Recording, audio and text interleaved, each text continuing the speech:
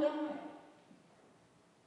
We ought to be thinking about that as well. Not that we have to fear it necessarily, unless we are not preparing to meet God, because we're all going to meet God. And so if we want to meet God, we've got to get out of our comfort zone. I do not believe. Now, I'd a lot sooner look after somebody that had diabetes that was very optimistic and very positive and, wasn't moaning and groaning about their sickness.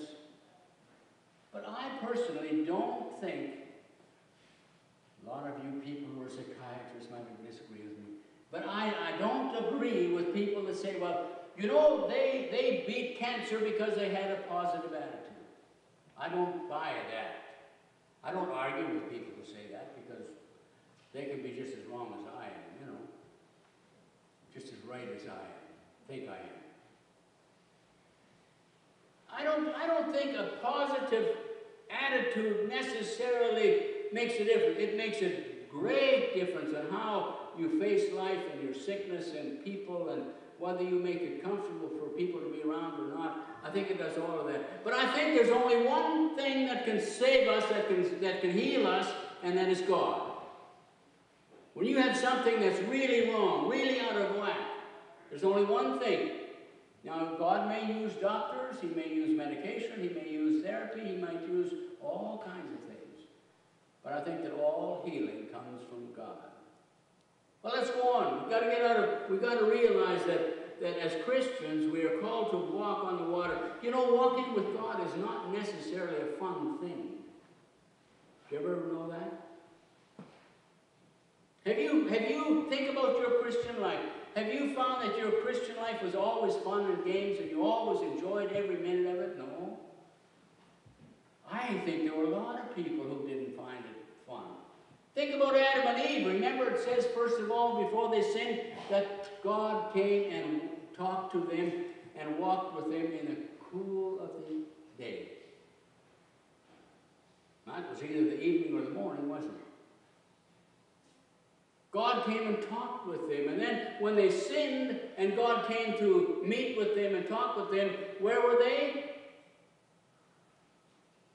They said, we'll fix God, we're going to hide. What a great idea. And we've been hiding ever since. Can you hide from God? I doubt it. It's like I remember when Mark was young. I can remember that far back. When he was young and he wanted to play hide and go seek. And if you didn't find him 5 seconds after he started, he'd say,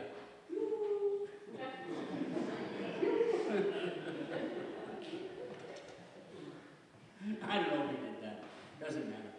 But, kids do that often, don't they? They don't want to be lost very long. They want you to find them. So you can fool around with them, okay? So here Adam and Eve were lost. They were hiding, I should say, and they thought they were hiding from God. We often think we can hide from God. God doesn't see us. He doesn't see us when we steal, when we lie, when we gossip, when we hate somebody, when we do all kinds of stupid things. Oh yeah, He might. Just a good chance He might know that. Okay, another interesting situation. We think that we should always enjoy worshiping God. Do you remember the story of Abraham and Isaac? And it says that Abraham, they asked him, where are you going with your son? We are going to do what? Worship. We're going to worship. Now, when you translate that, what's he really saying? I've been asked by God to kill my what? Son. Not very responsive here this morning. I've been asked to go and kill my son. I'm going to worship. I'm doing this because God has asked me. I'm not telling anybody to claim that you can kill your son or your wife or your husband and say, well, God told me to. No, that's not the way it works. But in that case, it did. Abraham was told, if you really want to do my will, you take your son and you offer him as a sacrifice. 3 days Abraham had that on his mind as he made the journey. And then at the last day he left the servants who were helping him with the wood and all that stuff, and he took Isaac and he went on and he laid the wood in place, and he laid Isaac on the wood, and he was just going to bring his hand down with the knife and kill his son, and God said, no, that's good, and Abraham, thank you. You haven't withheld the thing that meant most in life. Now I want to tell you, God isn't going to ask you to get out of the boat so that you can kill your son, but I'm asking you that when you get out of the boat for God, it may mean that you have to give up the thing that is tremendously important to you. Do you know that? You may have to give up something that is really, really number one in your life. Because God wants only one, number one, in your life.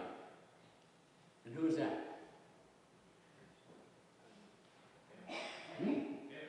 God. Yeah. He wants to be in the center of your life. Okay? So that's the way this works. And so we have to be careful what we're going to do, what we're going to talk about, what we're going to live out in our lives. You know, Hudson Taylor was a man that started what came to be known as the China Inland Mission. I don't know if you know much about it or not, but he was a great man, a great man of God, a great man to strive to do God's will. And Hudson Taylor made this statement, depend on it, he says. God's work in God's way will never lack God's supply. In other words, if we do God's will the way God wants it done, we don't have to worry about the outcome. You'll never be a failure if you do things God's way. You'll never be a failure because you did what God wanted you to do. I want to tell you something else that I think, I took a long time to learn this, that if you're going to be a Christian and if you're going to serve Him, serve God, you'll never get over fear. You know, a lot of people think that people can get up front and they're never nervous. I'm not like some people. I've known some preachers that preached for years, and every time Sunday morning came and they had to preach, they were sick to their stomach. That's a fact. Every Sunday morning, every time they had to preach, they were sick. I've known all kinds of things that only preachers talk about, and you know, that why in the world would you put yourself through that kind of a situation? Why don't you quit? No, they had committed themselves to God, and they felt this is where God wanted them, and so that's what they were going to do. They were going to serve God. But you know, you will never, never get over fear. Isn't that good news? I want to bring you some good news this morning. And that's the best I could think of. You know why? Because I think all of us here could safely say that whenever they think of doing certain things that have to do, especially with our relationship to God, that we're scared. We'd like to talk to somebody about coming to church. We'd like to talk to somebody about Jesus Christ.